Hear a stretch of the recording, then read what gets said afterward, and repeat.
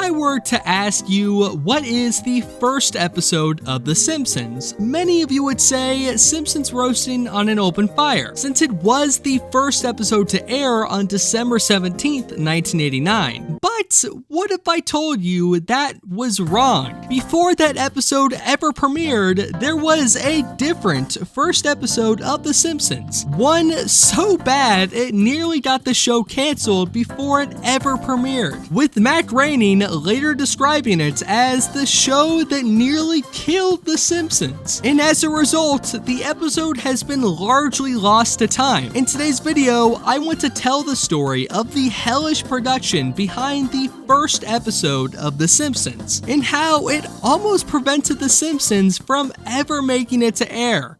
Let's wind back the clock to 1988, back when I was nothing more than a few atoms and The Simpsons was greenlit as a half-hour cartoon. This was big news in Hollywood for the wrong reasons. The Simpsons were known at the time only for their appearances on the unknown Tracy Ullman show as bumpers. So news of the Fox network greenlighting The Simpsons as a primetime half-hour cartoon came with a lot of skepticism, and rightfully so, since this was the first primetime cartoon since the Flintstones, which had its final Yabba Dabba Doo 22 years ago at that point. To make things worse, The Simpsons was going to be on the Fox network, a new network that everyone thought would fail. And to make things even worse, the Fox network itself was very hesitant to even make The Simpsons in the first place. We are watching Fox. You see, what you have to understand about animation back then is that it makes no sense to create just a pilot for a cartoon. Creating a cartoon pilot would take the studio a ton of time and money, compared to making a live-action pilot. And if the cartoon pilot turns out to be good, the studio would need twice as much time to make even more episodes of the cartoon, leaving a massive time gap between the pilot and subsequent episodes. So if Fox wanted to make The Simpsons, they would need to go all in on it and pay for an entire season up front. So in 1988,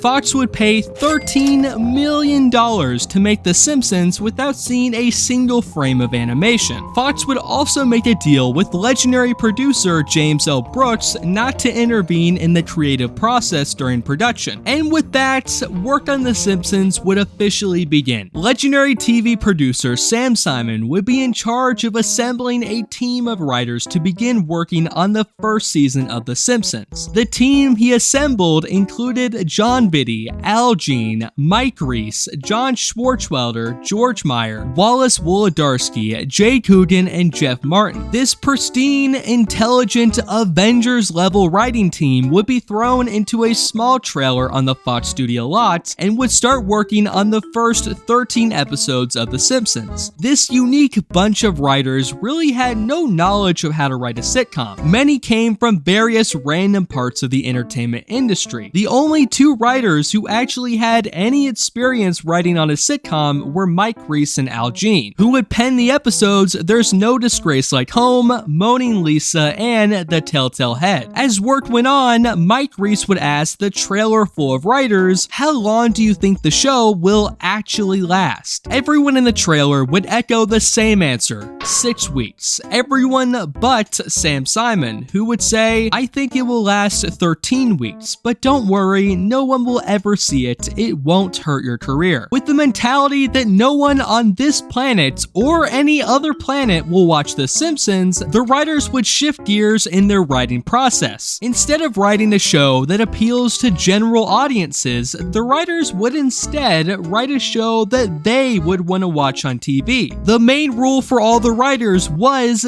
don't be boring. After a year of writing 13 episodes, the first table read would occur for the first episode of The Simpsons, that episode being Some Enchanted Evening. Yes, I know, mic drop moment. The initial plan was to have this episode serve as the premiere of The Simpsons, scheduled for September 1989, but obviously that didn't happen. Once the entire cast and crew assembled for the table read, they would begin acting out the script, and well, it went terribly. To start, the role of psychiatrist Dr. Marvin Monroe would be played by a local radio personality, and somehow, by the end of the table read, he was fired on the spot. Also, for the table read, Moe's voice was originally played by comedian Christopher Collins. But I'm not making this up, he would be fired early on for supposedly being a dick to the production staff, and would have all of his lines redubbed by Hank Azaria later on. And finally, the talented voice actress June Foray would attend the table read, best known for voicing Rocky the Flying Squirrel, and no one thought her voice worked, citing her voice sounded too cartoony for the cartoon The Simpsons. But she would get to voice one character, being the babysitting receptionist in the episode. By the end of this chaotic first table read,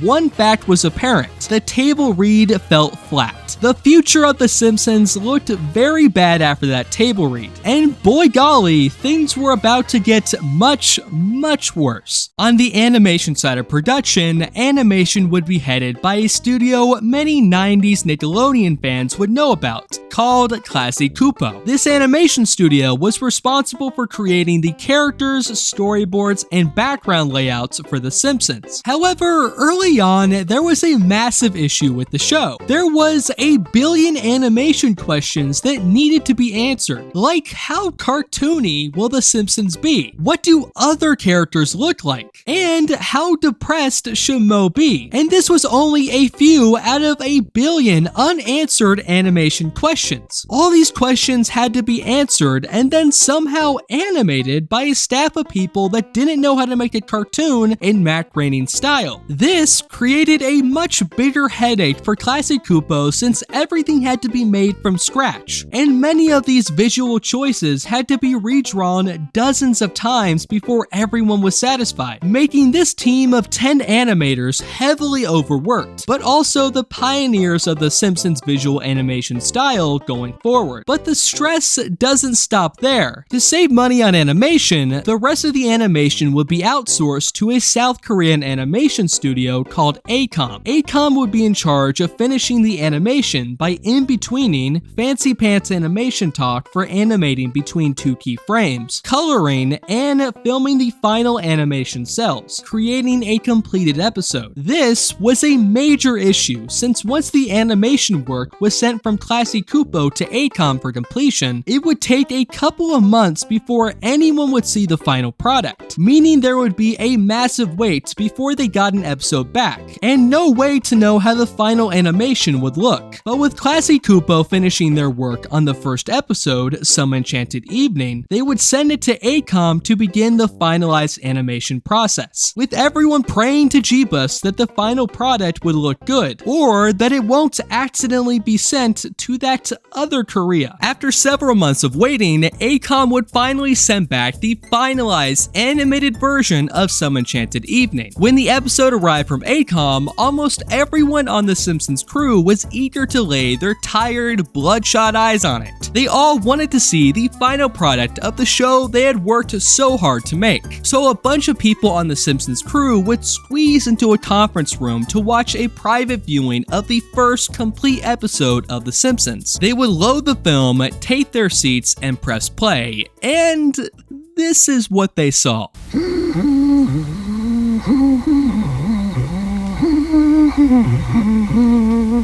You know, Maggie, this is my favorite time of the day.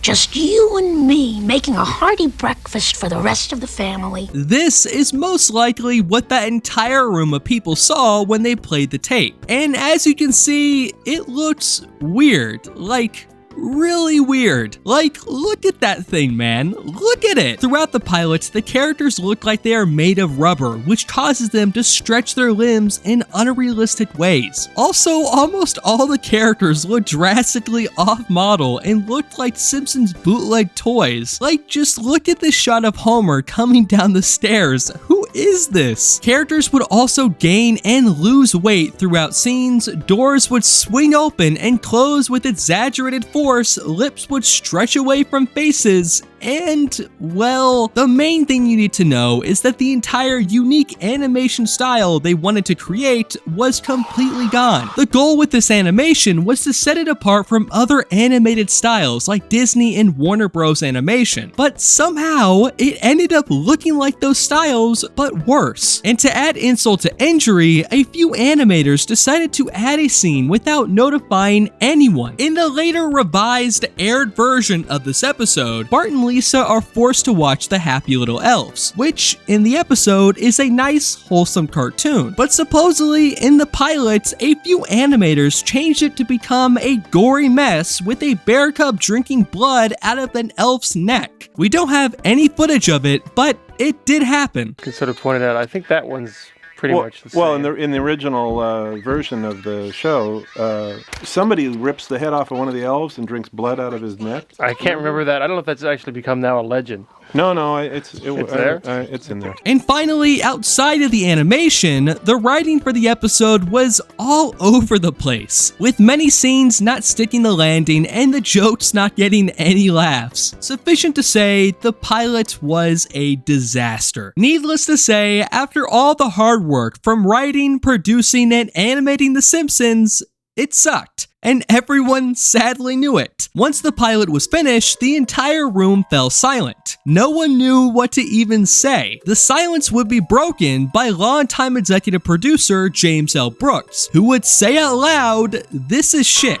Overhearing this in another part of the room, an animator would reply out loud, "What do you mean, shit?" James would sharply reply to the animator, "A foul substance which causes disease." The entire room was in shock. Sensing a yelling match would begin, almost everyone in the conference room would leave, except James, the single animator, and a few others. After hearing this rude reply about the pilots, the lone animator would fire back at James, "Maybe your script is not so funny." This single exchange displayed the harsh reality of how bad the pilot truly was. Everyone sadly knew that this single episode could be the first and last episode of The Simpsons. Fox was pissed after spending $13 million on this terrible looking cartoon. The Simpsons was under threat of cancellation by Fox before it even hit the air after this first episode. The Simpsons' only saving grace was the next episode. If the next episode to arrive from South Korea, being Bart the Genius, wasn't good, then The Simpsons would be canceled on the spot. The next episode wouldn't arrive from South Korea for another week, but that week felt like a month to the entire staff. Matt Groening would say he barely slept that entire week, since he was anxious about whether the episode would be good or bad, and morale in the office was lukewarm, with everyone thinking The Simpsons was over and would get canceled any day now. Luckily, when Bart the Genius arrived from South Korea a week later, the episode was perfect. The writing, animation, and voices would all come together just right under the direction of the aforementioned episode director, David Silverman. With the sudden realization that The Simpsons was not doomed, James L. Brooks would ask Fox to move the premiere to December 17th, 1989, and to make the episode Simpsons Roasting on an Open Fire the premiere episode. During that time, David Silverman would head the reanimation of Some Enchanted Evening, fixing all the mistakes, while the writers would quickly rewrite the episode into what we have now. It is said that 70% of the episode needed to be reanimated because it looked so bad, and a lot of the original animation is still in the episode today. So if you have ever watched this episode and thought, why does it look so weird? Well, now you know. Or you just don't like how the show looks in general. And with that, The Simpsons would then become the most popular show in the world, before Family Guy, and would make Fox $1 trillion. I'm making that up. It's more like $2 trillion. After this entire behind-the-scenes horror story, to my knowledge, the original version of Some Enchanted Evening was not known to the public during the 90s, but the public would get the chance to see it for the first and only time with the release of The Simpsons Complete First Season box set on September 25th, 2001. Included on disc 3 in the extras are 5 whole minutes of this previously unreleased version of Some Enchanted Evening. Also included is a commentary commentary track featuring Matt Groening, James L. Brooks, David Silverman, and Al Jean. And trust me, listen to this commentary track. Imagine sitting there for the first time after working for so long on trying to make a show that you really wanted to be great, and this is... Ugh, Oh my God. it's so off model. Oh my God. This would be the first and only time we have seen any of this unaired pilot of The Simpsons publicly, with these 5 minutes being the only surviving remnants of this pilot's existence. And my theory is they left out so much of the episode. As I mentioned earlier, we know of a scene in the original version of the episode that wasn't shown in the 5 minutes we have, being the Happy Little Elf's gory bear cub scene. So they most likely cut the episode down to a 5-minute compilation for the DVD and left the rest of the episode on the cutting room floor. The full original episode could still be out there in hopefully better condition than what we have here. And maybe one day we can see this disastrous pilot in its entirety. But that is just a theory, a film theory. See what I did there? But that is the entire story. I want to give a massive shout out to the book Springfield Confidential for a lot of info in this video. If you want to check the book out, link in the description. It's a